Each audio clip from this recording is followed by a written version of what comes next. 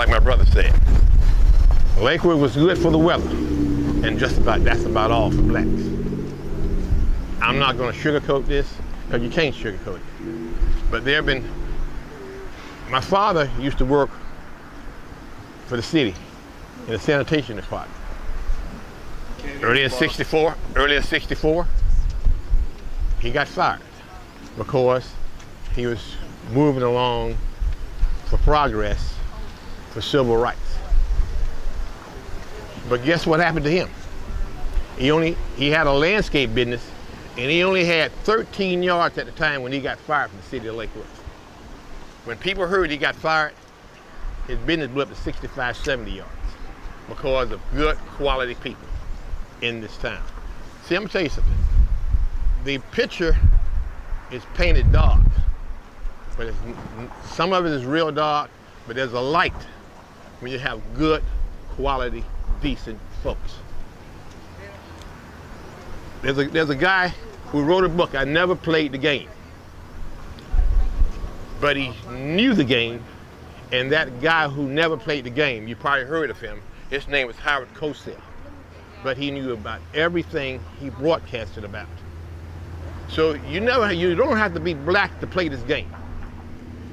What you have to be, two things: decent, honest, and search for equality, no matter who you are.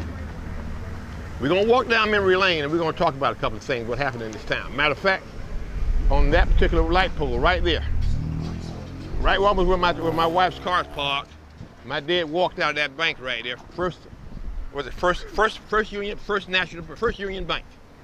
All he wanted to borrow was $500. I was in the car with my mom. He cried like a little baby boy because you know what? He had impeccable credit, but he was black. True story. That's the first story I want you to know today. Because he was black, he never got that loan. But guess what? He still got his building he wants, thanks to the grace of God. Now, down on that corner. Let's go down there. Wait a minute, wait a minute. Okay. Let's talk about African Americans back there in the 60s were never allowed to eat in this town. You know, you could pay your taxes, but you could be barred out from the common things of using the beach, coming downtown to eat. You could be barred from the simple little facts of life. That a lot of people didn't, a lot of blacks didn't make waves about this thing because most of the folks in that town was working for somebody in the town, down there in the Osmond section. They figured they had the family to raise, so they went along with the program into the 60s. So you go along with something you can't take it anymore. You can't say, hey, this is not right. Now, my brother and I, we're only kids at the time, but we knew things was not according to what it's supposed to be. So, what we're gonna do, Park Lane Cafeteria was the first integrated cafeteria in the city, where the CBS is building at right now. It only became there by chance because you know what? A lot of people wasn't going there anymore because M&M was just freshly opened up downtown. And they opened up S&S. So guess what? Come on in, black folks, we need your business. That was the first integrated restaurant that blacks could eat in. What year? That was just 1964. Yeah. All right. What really? Let's walk down here. Let's walk down here a minute.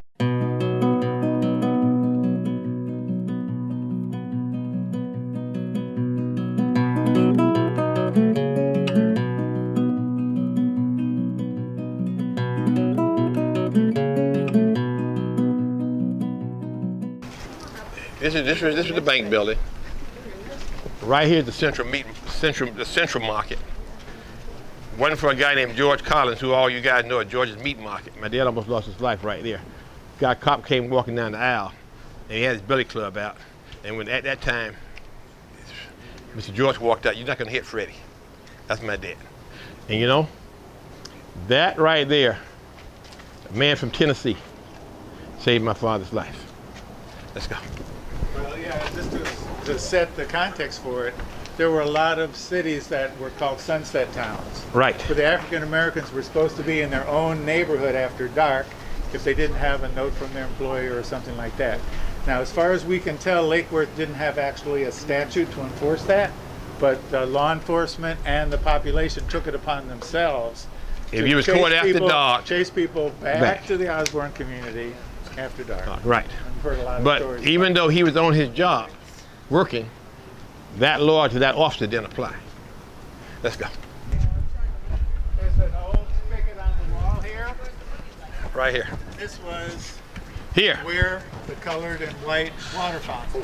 Wait, let's say that one more time. Let me, hold on, slow down.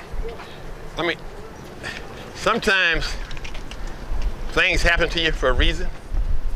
And trust me, I make the best of it. Right here, I got slapped in the back of the head, drank from his white water fountain. But she paid for that.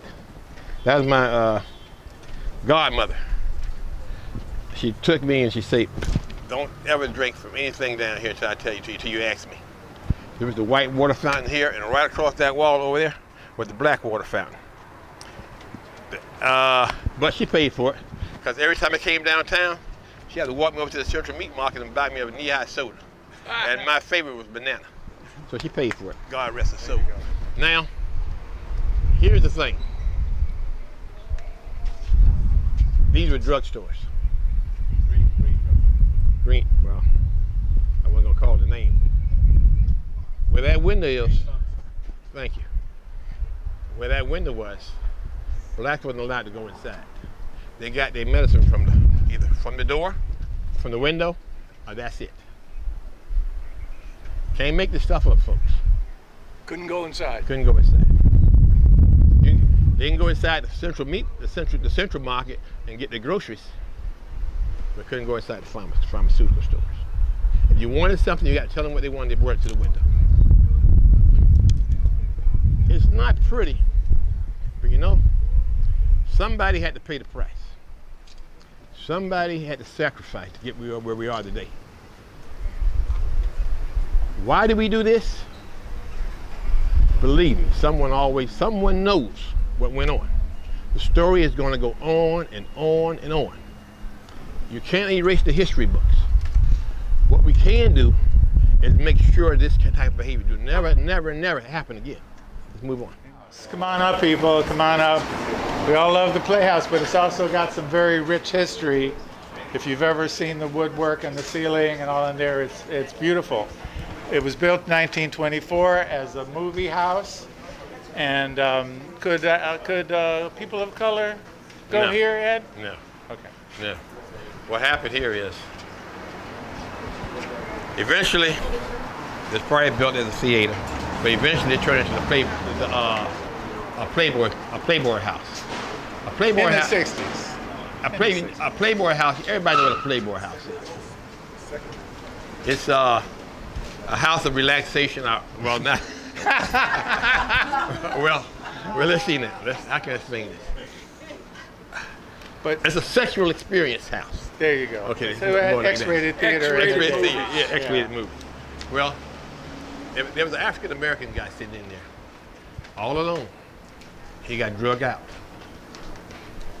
and got beat with 1 inch of his life. His money spent just like anybody else's. Why didn't they drag the white guy out and beat him? I guess they had Caucasian people on the screen. But that's not the point. The point is, if you spend your money, whatever your preference is, you should be left alone to enjoy the enemies, whatever the city has to offer. The amenities of the city. Thank you, Carl. Yes. So, the point being, thank God we came a long ways. We're gonna move on.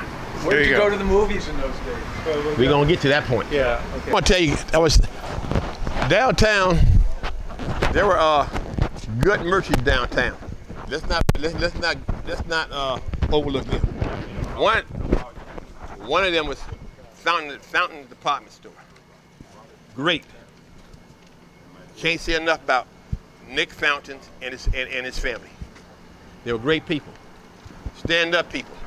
You know, my father always said, you know when you're around great people, when they're willing to stand for something, when it's going to, when it means the most, and it's going to, there may be a little backlash, but you don't mind paying the price. Mr. Fountain was one of them, one of those people. He wasn't black, he was a white guy, but he was a true stand-up ally to the people in the community down there. Yeah, good.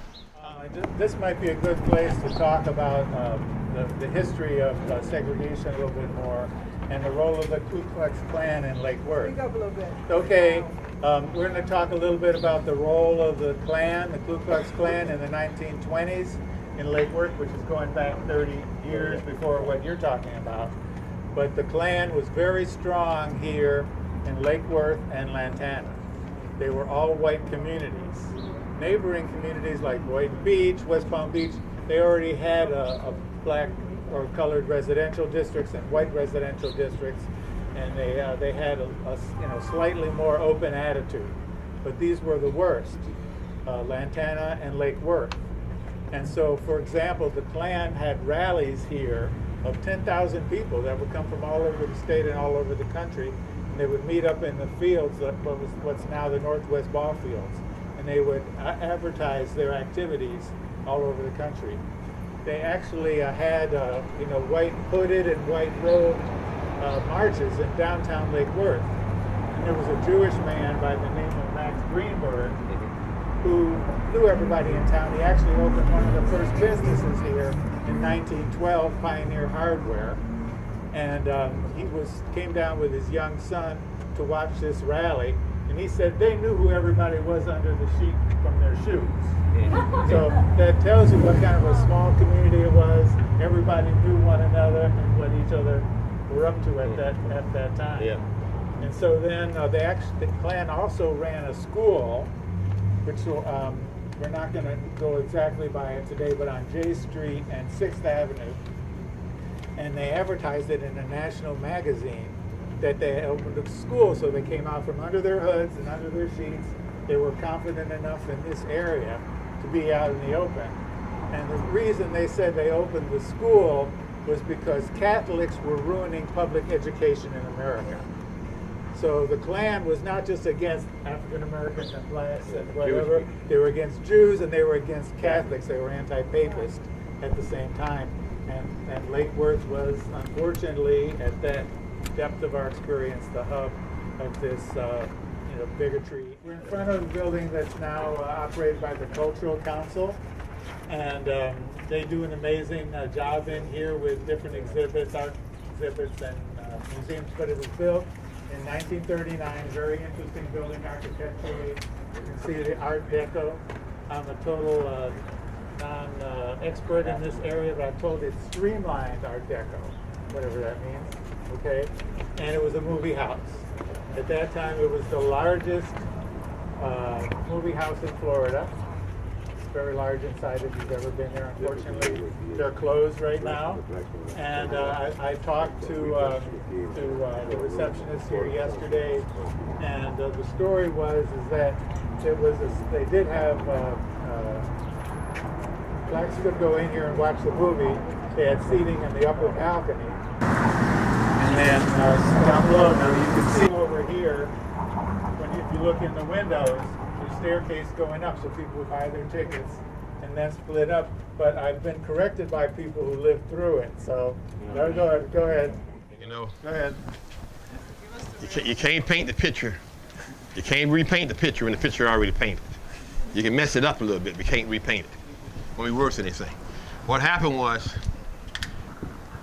the African Americans, and Mr. Jones standing right there, when we went to go to the theater, they had a theater for African Americans. Let me back up a minute. Let's get something squared away with me. In the great migration of man only came from one continent. Anybody know what that continent is? So you're all African Americans. This African American BS. This is just BS. You're right. Let's don't do that no more. It get annoying sometimes to me, and I find myself saying it. But no matter how you shake it out, Don't go killing yourself now. One race. You only came, the man came from the continent of Africa. Now back to what I was saying. When blacks had to go see a movie, they had to go to, on Rosemary, the Florida Theater West Palm Beach. in West Palm Beach. Palm Beach. It's no longer there now, but they can't even go to the one on Clematis Street. The truth be told, there was a theater on Clematis Street. They couldn't go to that one. They had to go to the one on Rosemary. That were all the blacks, where they came from, Belglade, Boca Raton, Revere, or whatever. There, we had to go see the movies. You know, funny thing, when you start losing business, they want to say, "Come on in," you know, we want you. But that's in the late 70s by now. You understand? You can't go back and repaint this picture. Like if you go to Dr. Simon, one of my favorite guys, who took over Dr. Wolfden's office on First Avenue, who treat the women over there. Go to that back door. That was the back door for blacks. Can't make it up. Over here, was one of our mayor, right in Ramona Daddy, had the door on the east side for blacks. Can't make it up. Folks, where's my wife at? Where you at? Wait, come on up here, girl. Come on, don't be hiding now. Come here. Come here. Come here. Come here. Move over, Carl. Move over. There she is right there. Hey, Teresa. Let me tell you this. I want to tell you something. I'm going to tell you something. Because we were talking about race here in America today. I got out of bed, and I told her, I said, thank God those cops are not white who beat that guy up in Memphis, Tennessee. See, she said, what the difference? I say the reaction of people is the difference. I say the reaction of people would be the difference if they were white. Now, that is wrong. It's flat out wrong. But the reaction in America would have been a whole lot different if they were white. You know what you call that? Reverse racism. You can't have it both ways. You gotta have it one way. You understand? And you know, my brother and I, we say things people don't want to say. We don't care, you see, because you know what? It's the truth. Yeah. And I'm telling you, when you tell the truth, there's nothing in the middle. Yeah. They don't hear The truth don't. That's right, brother. The truth don't need no help. And that's true. You know, my wife and I have had the luxury to travel a lot of places, and I haven't seen a black person. I swear, Whitefish, Montana. Say it real slow.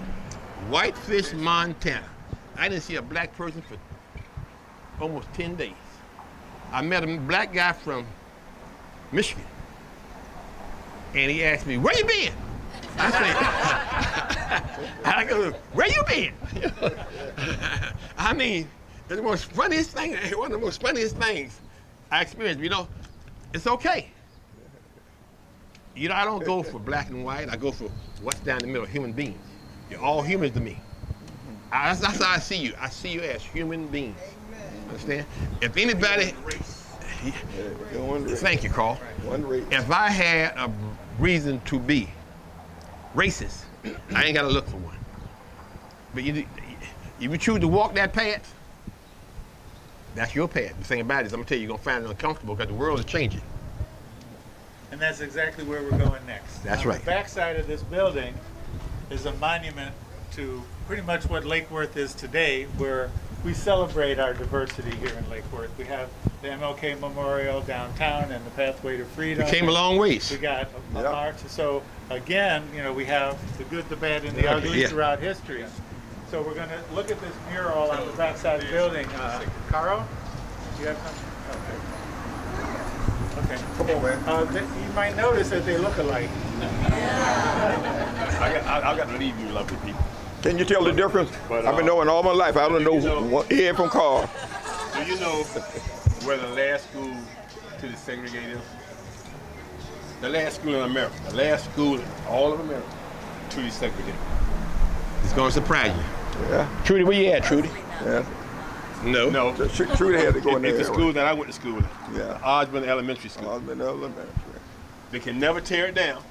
Exactly. It's on the National Register. It's on the National Register of Historic Places. It's the last school in America. Trudy Secretary. And these three gentlemen all attended there. Yeah, we all went there. We all went under Yeah, Miss Robinson. even yeah, we all. Alberta Robinson. Alberta Alberta Robinson. Robinson. And that lady didn't play. I'm talking about you're gonna learn. Alberta Robinson. Our last year there was My last year. 1964. My Latin. 'Cause we started Barton in 65. Yeah. But the school didn't close until 71. No, the school. So This it's a happened. gradual process. This happened in 2001, when it's decentralized. We hold that distinction, and then not that we didn't want to. Nobody was. We inherited. We just inherited. Okay. All right. But remember, you live in a town where the last school is segregated. All right. In America. Look. This right here is a powerful tool. All you do is take some time to look at it. All right. Now, may God bless you all.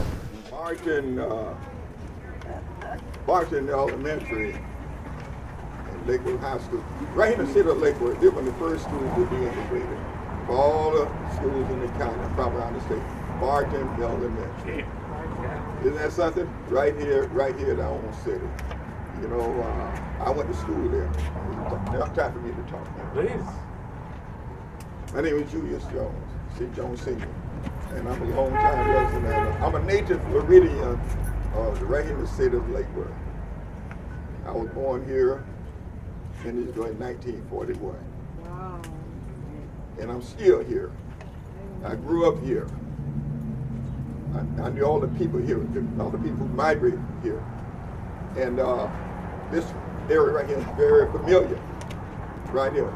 I can't go behind Mr. DeVoe that we even talk giving history. I'm older than he is, maybe 12 or 13 years old. But I like to say, this community in Lakewood, we're segregated. Used to be a restaurant right down the street down there. My father, Mr. Frank Jones, took my two sisters there. It was segregated, and they wanted to eat something, a hamburger. They said, you can't go in there. My dad said, you are going in there. So they were dressed real nicely, and they went to the counter, they sat down. You know what happened? Nobody served them. Somebody did serve them. Oh. Yeah, somebody did serve him. My dad was right there. He didn't play. He was a boxer when the first, the fish in the boxer, He didn't bother them about it. They did serve them. He served, what do you all want? The man said, he gave the girls what they wanted, and they got out. What year? That might have been maybe about 56. No, maybe 58, something like that, 55, something like that, 56. They were young, we were young then, okay? And so, one of the experiences here, like they say, these go to, I'm sorry. One of the experiences here that went through with. I could say a lot of things. Like my teaching that, then I taught at Barton Elementary, went to Osborne Elementary, taught at Barton Elementary about 40 years. Wow. Same school, maybe 10 or 12, 7-day principal. God kept me there, but they said those that were against me, they sent them away, whatever, we have a good principal. I taught all those years. Now she's for the children, right here in Lakewood, there about 8 years. So all my life been around teaching and helping people. And like Mr. Rose said, look, we all from one race. We all come from the continent of Africa. That's where early life began. God could have made everybody the same color if he wanted to speak the same language. But God does what he wanted to do, okay? God gave people a chance. So we all one people. I cut myself, you cut yourself, we all red blood, So God wants to love each other. Right over there at Lakewood Children, they have a plant over there with Dr. King. Had a lot of quotes over there. This one I never get. Injustice anywhere is a threat to justice everywhere. Right. And I go a little further than that. So inequality anywhere is a threat to equality everywhere. Yes. What it is right now, we have to learn to live in peace. People don't want to hear about this. They don't even mention God no more. But the first, greatest commandment, that thou shalt love the Lord thy God with all the heart, soul, mind, and strength. Amen. And the second, to love that what? Neighbor. As our what? Thyself. until we get to everybody loving each other, this world gonna still be and have it the way it is right now. And so I like to say this: growing up here at the casino over there, they tore down the old building in 1962, 1963. Things beginning to change. I was about 18, 19. I took my girlfriend at the time. Turn down for me there. My girlfriend at the time was going to Lake Worth High School, and I took her to the prom over there. That was in 1962. Wow. You know what happened? Nothing. We stayed there all night long. We couldn't leave. Nobody could leave until you leave early in the morning. So things began to change. We did have segregation. I used to be a weightlifter and a boxer. And I said, man, I'm not scared of nobody, man. White, black, nobody. So some of the guys, we lifted weights, you know, and we're going to intimidate the people. We're going to show them. We're going to walk down and put Vaseline on and all that there and show their muscles. And we walk down the hallway, and we walk down there, the people step aside like that. They step aside like that. And then let's go by and swim. We don't want to fight. We will let people know I'm not afraid of nobody. And whatever rights, I'm going to stand up for right. Right is right and wrong is wrong. So a lot of things I can say. You know, even the beach. Voting rights. Miss Sarah Bowie from Riviera Beach, she came down here and got people like Moses McCrae, Johnny Green, Jamie Green. We all got our voters registration. We went in, I got my voters registration at 18. I was 18 years old. You know, that's a long, still have it. Right. But this lady came down here, but she was a civil rights activist. She wanted everybody to get a chance to vote because voting is power, right? We can see it right now. They don't want us to vote, right? If everybody vote don't vote, it'll be all right. As long as they don't cheat. Beg pardon? As long as they don't cheat, they got as long as you don't cheat. That's the problem. We cheat getting in there, and that's sin, and it messes everything up. Right. So, you know, this is community. I still live here. I have a couple of homes over here, and if it's up to the Lord, I want to die here and take me home. I love Lake Worth. We had our problems. The bank used to be right over there. It's the Fountain Store. First National Bank. We didn't have to go to West Palm Beach. There were no malls at the time. You go right there, Mr. Fountain, and get everything we needed. You know, our cafeterias, and we had our final pharmacy right on the corner. My father said when I was a baby, they didn't have glass baby bottles at the time. They didn't have plastic. So I was a big baby. 2 years I drank nothing but milk. So whenever I finished that milk, I'd throw it over there and bust it down. So what he had to do, he had to come right up here and get it. And he said he had no problem. You know what I mean? When I got my spank, I stopped. My mama put something on me. The bottles was expensive, you know. So with the city of Lake Worth, I love the city of Lake Worth. And I like to say to myself, Black Lives Matter. All lives will never matter until Black Lives Matter. Everybody is important to God. You know, if we learn to live and love one another like because Allah told us to be, we will have no problem. I don't care who you are. White, black, Jew, Gentiles, Methodist, Catholic, you know, anybody. Just do the right thing. What about going to the beach? Thank you. You all know that Mr. Jones was first black teacher at Barton. Oh my God. First black teacher. And Mr. Donald Wilson, he's going on big law. He's the first. And I did my internship under him at Barton Elementary. This was 1966. Hey, Rock. We had a question about the Lake Worth Beach. And this guy was in one of our classes there, he and his brother. The beach? Remember when I first started, I said you can pay your taxes, you wouldn't be entitled to any entities. Public facility. Yeah, public facility, entities. Well, the beach was one of them.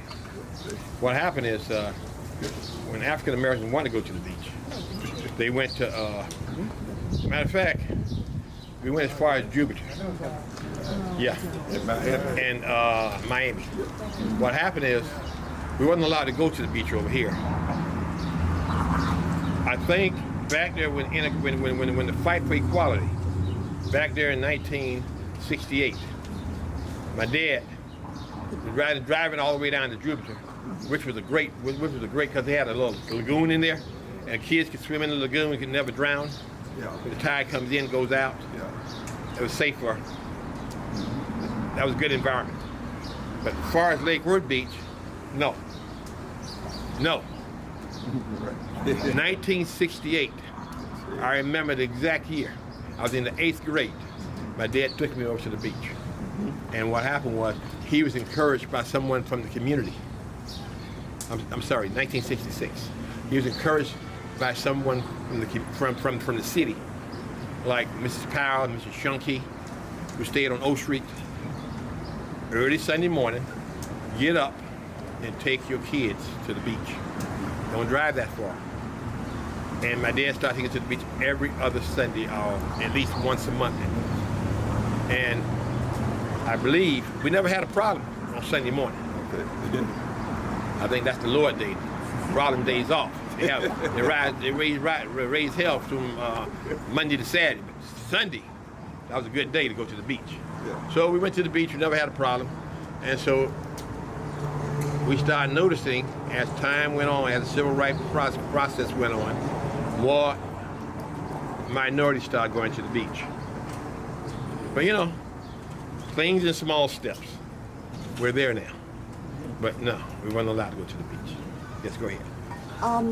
That was 1966, 66. and it was still, when your dad was taking you to the beach on Sundays, it was still illegal for, it was not at that time.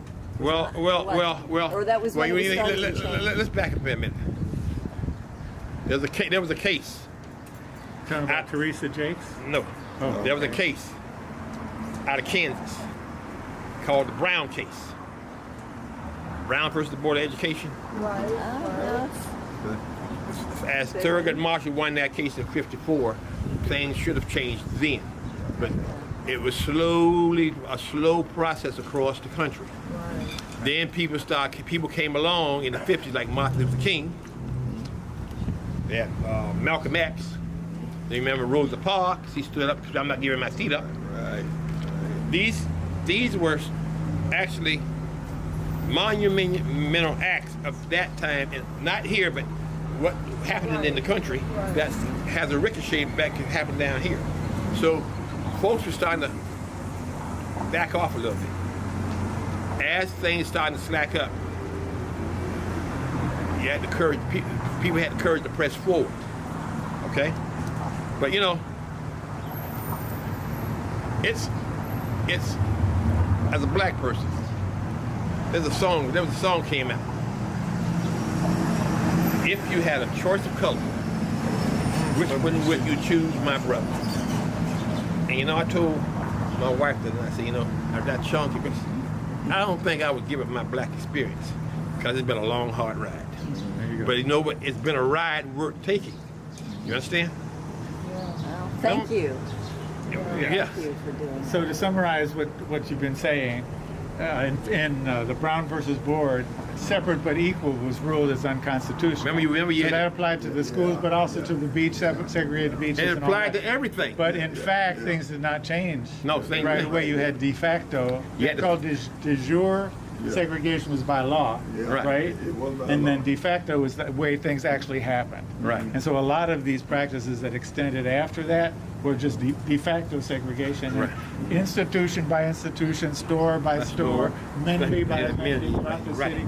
There were Started- heroes with perseverance and Right. bravery, Right. like these gentlemen that stood up every inch of the way. But you know, like I said, people stood up. A lot of good people died along the way. But it was worth, you know, the price of freedom always brings sacrifice. It was commissioned in the 2017-2018 season, and it was a collaboration of the City of Lake Worth and the Palm Beach County Cultural Council. They had a project called the Canvas Project, and the goal was to commission murals from artists all over the world to paint murals in downtown Lake Worth to enhance just the artistic beauty of our city. And this particular mural was painted by Eduardo Cobra, who is a very well-known Brazilian visual artist. He is extremely prolific. He has painted 3,000 murals on 5 continents, and he's still going strong. And he's a completely self-taught artist. He never had any instruction. He grew up in Sao Paulo, Brazil, and he was constantly drawing on walls as a child. And as a matter of fact, he got arrested several times for defacing walls. And he went on to become a famous, world-famous muralist. And this particular subject is very appropriate for him because he's always drawn to social justice issues. His most famous mural is one that's in the city of Brasilia. And of course, the city, when the city was built, it really revitalized the economy of the country, and all the politicians wanted to take credit for it. However, Eduardo Cobra immortalized the laborers who actually built the city and lived in terrible conditions over many years to create a gorgeous, modern city. So this subject matter is perfect for him. And I believe that you can see in this mural his greatest influence was the Mexican muralist Diego Rivera. And you can see that influence in the monumental size and the realistic style, the beautiful colors. And I believe that this is the largest of all of our Lake Worth Beach murals by Eduardo Cobra. Margot. Yep, thank you. So, of course, this is memorializing the 1963 March for Jobs and Freedom in Washington, D.C., where Dr. King gave the I Have a Dream speech. You can see the crowds and the Washington Monument and the setting there in the background.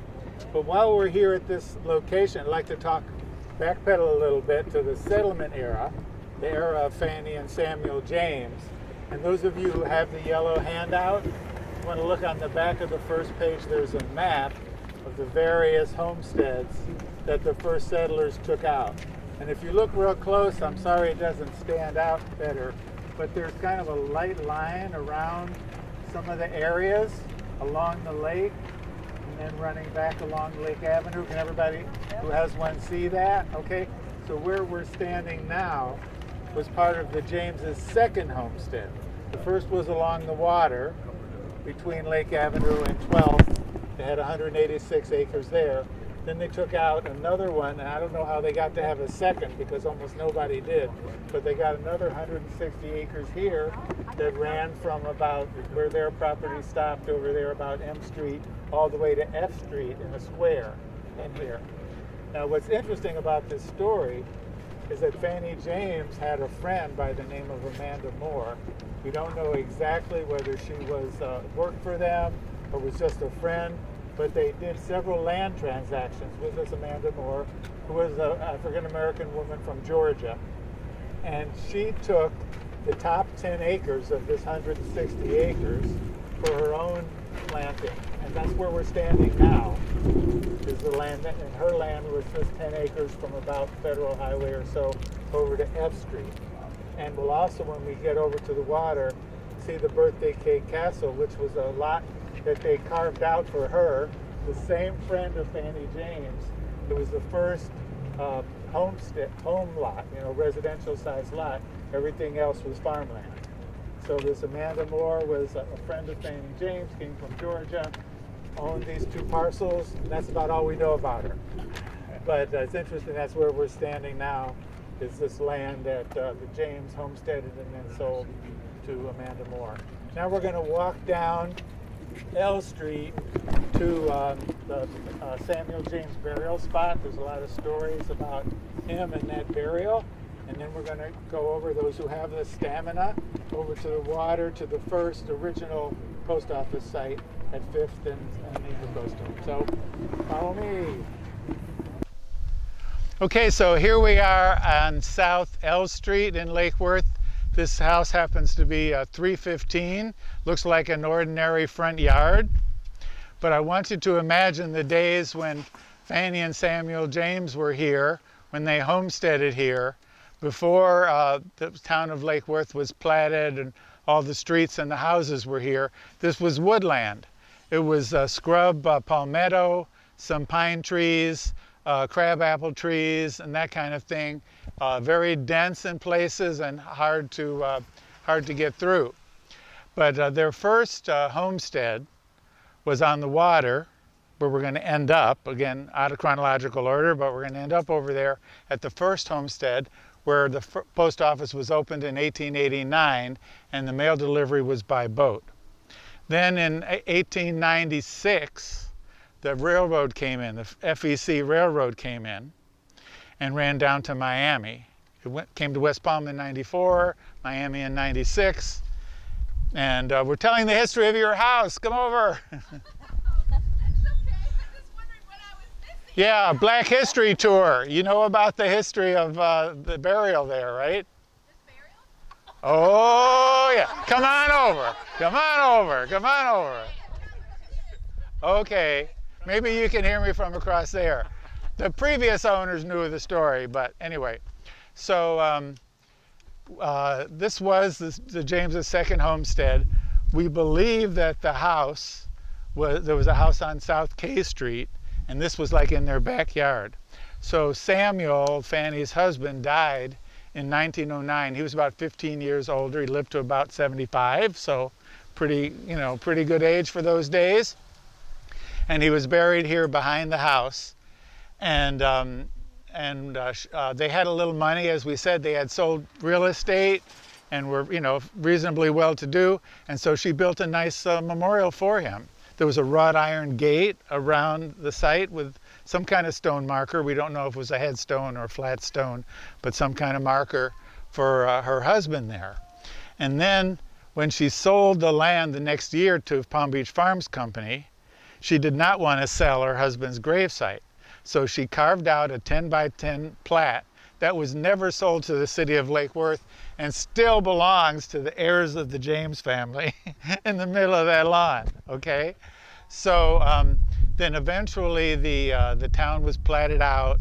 They put in the streets, and there's a little diagram here on the third page that shows the exact dimensions. You notice that this little square is the 10 by 10 plat. That was the homestead, and they didn't have the streets to line it up with, so it's a little bit off center, off cue. But when they surveyed it, that this did not belong to Lake Worth, you can see the exact measurements down to 1/10 of a foot, to inches, where that 10 by 10 plat is. And if you look on your survey, you'll probably see that 10 by 10 square still on the plat where Samuel James was buried. He was one of the original founders, an African-American man who was one of the first settlers here in Lake Worth. So then we're imagining, we don't know, the house was here in 1924, and we're imagining that the grave was still there and that the curved sidewalk was built around that fence. And people were asking, how can the city get control of it? There was a petition made to the county court. Nothing ever happened with that. And then sometime in the middle of the night, some men came. There was a neighbor who saw the men come with lanterns and shovels and dug up the fence and the stone, whatever was there, and threw them in the intercoastal, supposedly somewhere between 2nd and 3rd Avenue. So when this story started to come out, it was Scott McCabe, the reporter at the Post in '99, who was doing the investigation on this. And Helen Green, who's a well-known historian in town, says she heard that everything was, the fence was dumped between 2nd and 3rd Avenue in the intercoastal, and there was talk about diving and there was talk about putting up a memorial here and different things, and nothing really came of it. They decided not to try to move the body if it was still there. In all likelihood, it was exhumed in the late 20s when the fence was removed. And after I wrote my book, Pioneers of Jewel, I haven't pitched that at all, but if you want to know more about all this, you can read in the book. But the city decided to do a survey with ground penetrating radar to look for any remains that might be there. And there's a clip on YouTube. It's in the handout. You can look at that.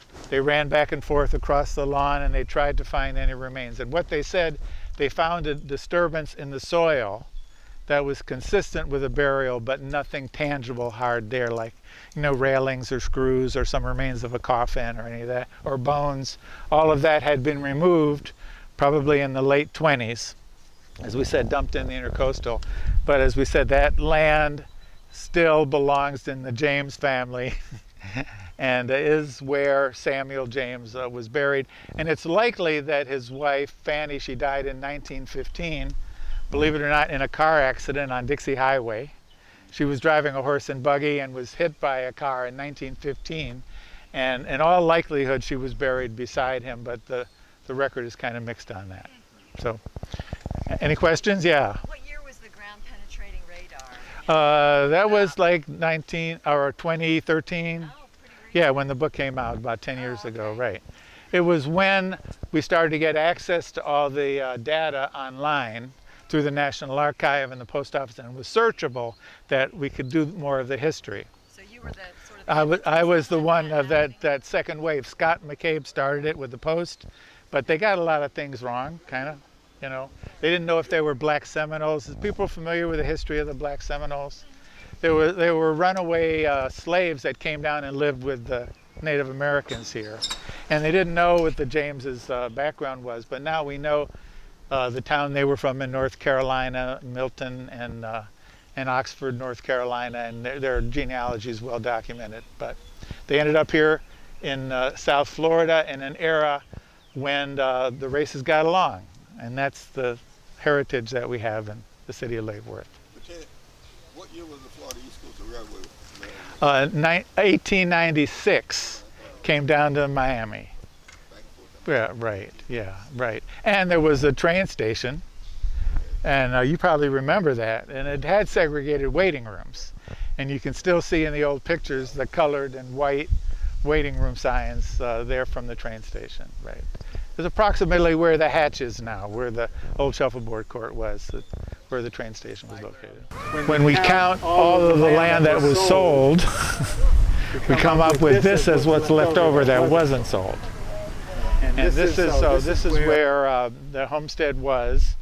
It was 208 feet off of a property line that's the far property line of the Birthday Cake Castle over this way. So it's 208 foot wide lot. Assuming that the house was in the middle. We don't know exactly where the shoreline was. There's obviously been some fill and the seawall was put in there.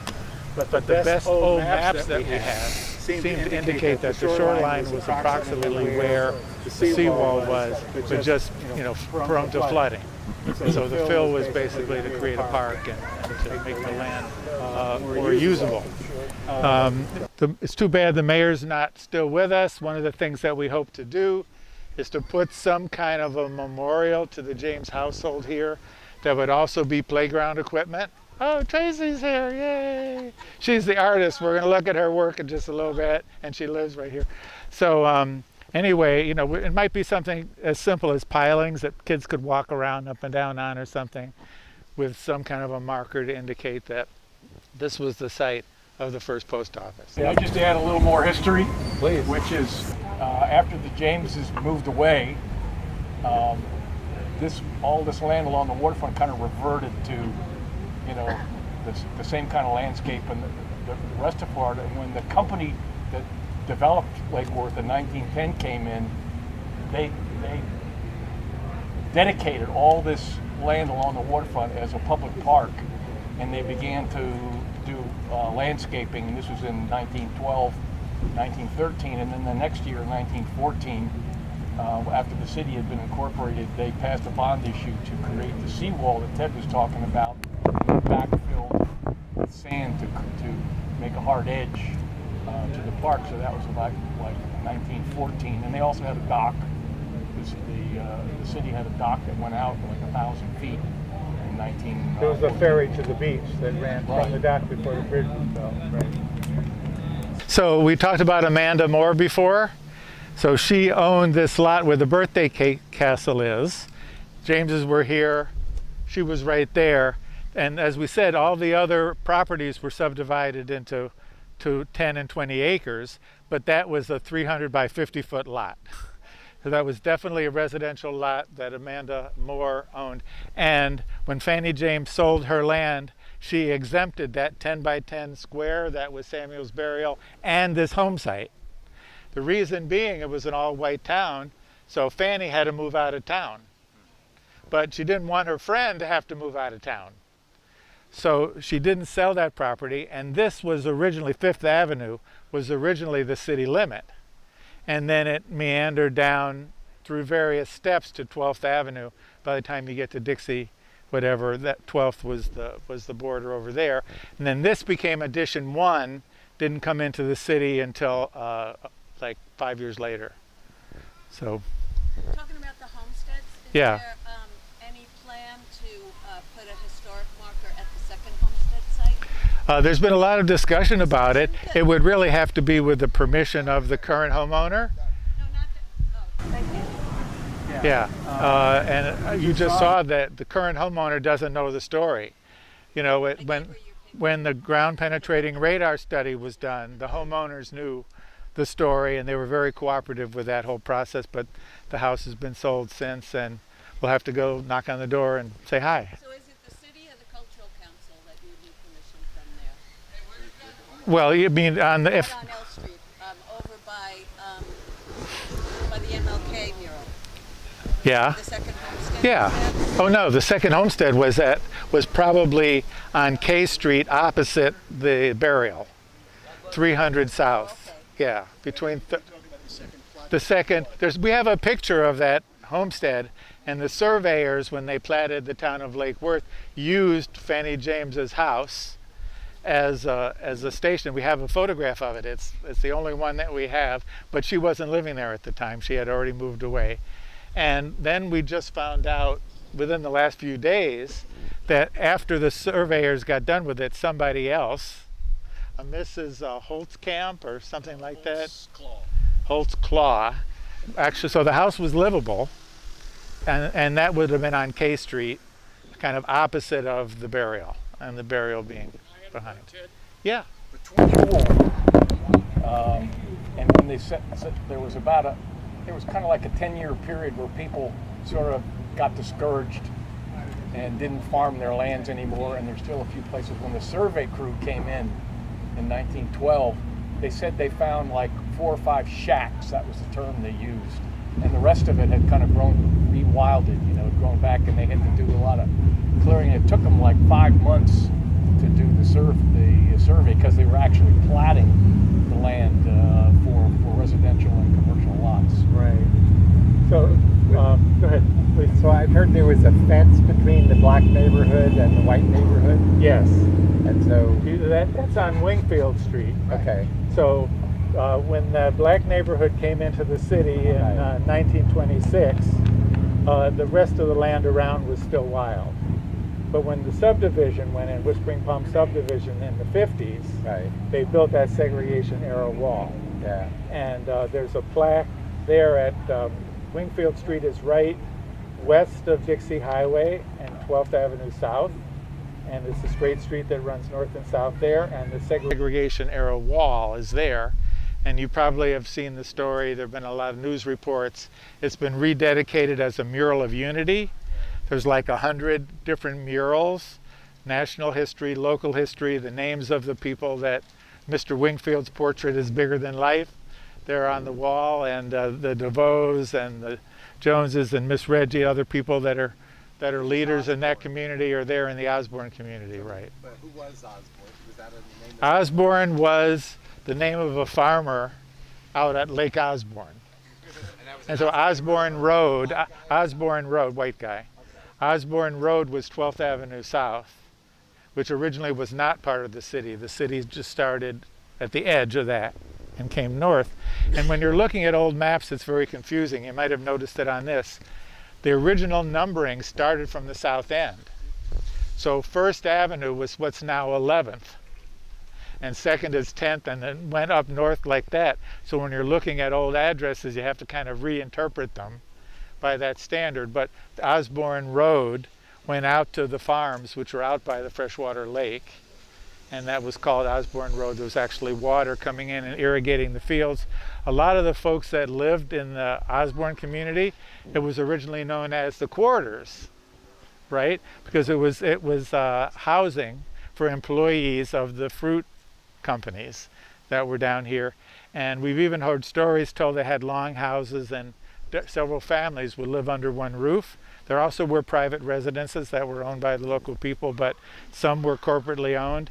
And if the father or whatever would quit his job, they had to move out. So it was really corporate, housing that extent. And that name, the quarters, lasted until, at least when White people for that Osborne. And also, the name of houses on that side, that's Lake Osborne Estate. So Right. you gave me something, I never knew where Osborne come from. You said this guy was a farmer. Right. Yeah. At Lake Osborne, out the Yeah, other yeah, end yeah, of Lake Osborne. the other end of 12. Right. Yeah. Right. Yeah, the other thing that Ted mentioned was that look at their 1910 census, 1930 census. A lot of the original residents of Osborne were Bahamian immigrants who came in to work on the farms. This was a Florida-wide phenomenon. I mean, Miami, all the way up to Lantana. And I don't know, Ted, it was like 50% of the households or more than that were Bahamian. Yeah, probably 50-50, yeah. That aluminum place called Gator Carpet, where you see all the right by the gas company, the company that makes the That's now in Lantana, on the other Coke. side of the Make the city Coke. limit. well, funny I say it worked out. My brother owned the building now. That's right there on Wingfield. They had that for their workers at the aluminum company. Most of the people that worked at the aluminum company was with James Carver at the time, which was American, which was black. All right. So therefore, this here Osborne, what he's talking about, they had quarters as farm workers, and those who didn't work for the farm workers, they were some of the women they worked for people of town, whatever. Right. Well, there's so many stories we could tell, and I just want to give you some resources for the future. The Historical Society of Lake Worth has ongoing programs. Thursday, the 23rd? 23rd, there's going to be a program on the Osborne School. There was a study that was done, and Mr. Jones and Miss Trudy and Miss Brown were interviewed. She's a professional social anthropologist, African American, raised in West Palm under very similar circumstances to what happened down here. And she's going to be presenting, along with Steve and I, on the history of the Osborne School at the library on Thursday the 23rd at 7 p.m., right? Well, 6:30 we're starting with wine and snacks. Okay. The book Pioneers of Jewel is available on Amazon. Usually there's a supply at the Lake Worth Library too. I haven't checked recently to see if they still have some. So that definitely will give you more information on a lot of these topics. Okay. Yes. And one thing too, you say that in 1926, that's when you say that the first black people from there. I heard of it. I talked to people who are much older than I am. It might have been a little bit before, because I remember Mr. Frank Deal. Say the deal. That's the name. Said when the song came out in 1926, he had a house. Yes. He built him a house. Okay. And that house almost tore everything off with the frame. So like you say, most of these people come from the. So a lot of them come from the Bahamas. They crossed from the Bahamas and they came over here. And black people used to. A lot of black people used to stay right over there with those big buildings in Palm Beach over there.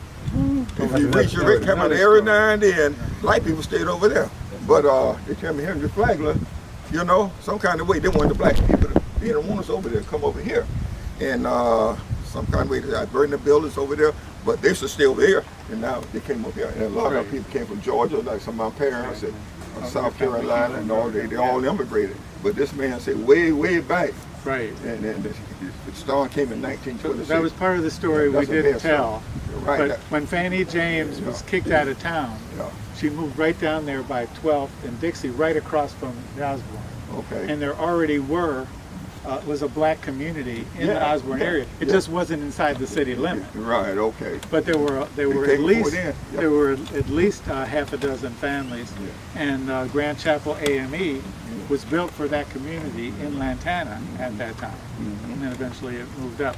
So I mean that's a whole nother story. But we know the names of families that were homeowners over there before it was part of the city. Of course. It was kind of a unincorporated area between Lantana and Lake Worth up until 1926. The only thing that happened in 26 was it became part of the city of Lake Part Worth. of it, yeah, okay. Good explanation. But the Deals lived there then. Yeah, the deals, the Knowles and Glenn and most of the different, Okay, but him, yeah. Cartwrights, you know. Right. Yeah, but Ted, you don't know. See, you got to talk about 1926. You don't know. The city did take them over in 26, but they didn't have running water, sewer, or anything like that to win. You don't remember when? You 63. Huh? We found it in the paper. The sewer went in, sanitary sewer went That's in right. in 63. 63. Yeah. In 1955, they did a survey of the Osborne community, and only about half of the households still had using outhouses, and only about half had. That's and true. only about then there were Yeah. 30 or 40% that didn't have running water. Right. That's You know, the streets 1955. weren't paved. There were no street lighting.